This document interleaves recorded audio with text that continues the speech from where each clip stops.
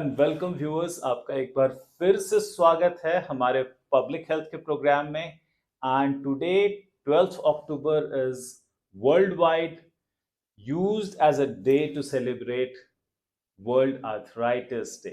World arthritis डे लगातार मनाया जाता है हम डॉक्टर्स और पब्लिक हेल्थ साइंटिस्ट के बीच में as an opportunity to talk about preventive measures and management of arthritis। अभी अपने आसपास आज देखें तो बहुत सारे लोग अर्ली 40s में दिख रहे हैं जो चलने में अनकंफर्टेबल फील करते हैं। अगर आप उनको वॉक करते हुए देखें तो ऐसा लगता है जैसे दोनों पैरों में बराबर स्ट्रेंथ, शक्ति नहीं मिल रही है। बहुत सारे हमारे लेट 40s और इवन अर्ली 50s के लोग कह रहे हैं कि सुबह उठने के बाद ऐसा लगता है जैसे जोड़ों में जकड़न की समस्या होती है। ये तमाम समस्याएं जुड़ी हुई हैं जॉइंट्स की प्रॉब्लम से, और आज जॉइंट की प्रॉब्लम लगातार बढ़ती हुई जा रही है। I was in a conference of public health scientist just couple of days earlier, और एक बात जो निकल के आ रही थी कि आज क्रॉनिक डिजीजेस काफी यंग एज में शुरू हो रहे हैं। ना सिर्फ डायबिटीज और हार्ट कंडीशन, बल्कि आर्थराइटिस की कंडीशन जिसे पहले हम समझते थे कि ये 40s के अंदर नहीं होती बल्कि 50s में 60s में होती है, आज ये 40s में भी लोगों को सता रही है।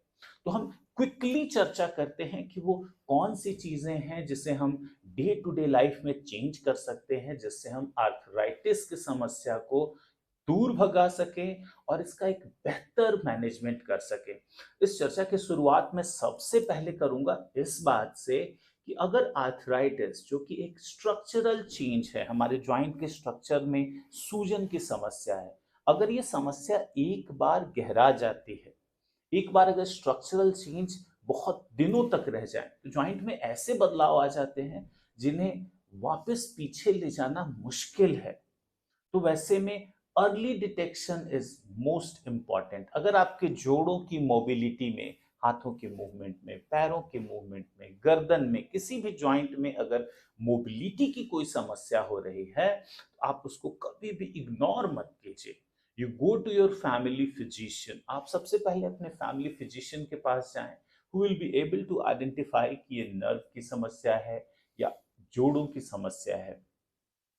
इसके बाद इसका उचित इवैल्यूएशन और उसका इलाज किया जा सके।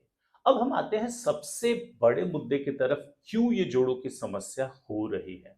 तो आज की डेट में जिस तरह की हमारी वर्किंग लाइफस्टाइल एक बहुत बड़े आबादी के तबके में बैठ के काम करने की है, और बैठ के काम करने में हमारा वेट बढ़ता चला जाता है, हमारे बैक मसल हैं वो वीक हो जा रहे हैं, टमी मसल्स वीक हो रहे हैं, पैरों को उनकी मोबिलिटी नहीं मिल रही है, और सनलाइट की भी कमी हो रही है। अब ऐसे में हमारे वेट जब बढ़ रहा है, पैरों की ताकत कम है, मसल्स की ताकत कम है, तो वेट बेयरिंग के बाद धीरे धीरे जोड़ों में प्रॉब्लम होती जा रही है, जो आगे चल के आर्थराइटिस का रूप ले लेती है। सनलाइट ना मिलने से ज्यादातर हम दिन में काम करते हैं, घरों में इसके वजह से विटामिन डी की कमी हो रही है।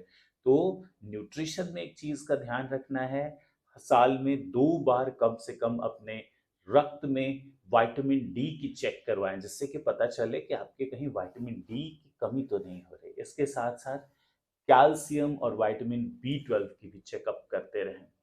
इसके साथ अपने वेट को नियंत्रण में रखें। आपके वेट के नियंत्रित रहने से ना सिर्फ आपको डायबिटीज की प्रोटेक्शन मिलेगी, बल्कि आपके जॉइंट्स भी ज्यादा हेल्दी रहेंगे।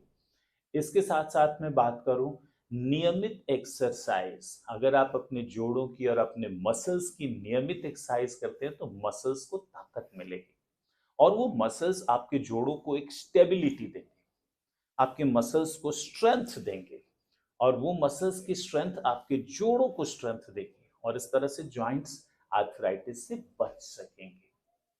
देन सिम्टम्स का ध्यान रख के साल में एक बार कम से कम अपने जॉइंट्स की भी प्रिवेंटिव चेकअप करवाएं। इन कुछ साधारण से लगने वाले दैनंदिनी जीवन की चीजों से आप आर्थराइटिस से खुद को बचा सकते हैं और अपने परिवारजनों को एजुकेट कर सकते हैं। सो आइए on world health and world arthritis day हम लोगों के बीच में आर्थराइटिस की चर्चा को लेके जाएं और इनकरेज करें, अगर किसी को जोड़ों की समस्या हो रही है वो अपना उचित चेकअप करवा पाएं, और वेट कंट्रोल में रखना, कैल्शियम विटामिन डी का ख्याल रखना, रेगुलर एक्सरसाइज करते रहना, इन मेजर्स के थ्रू अपने जोड़ों को हम हेल्दी और स्ट्रांग बनाएं। आज के लिए इतना।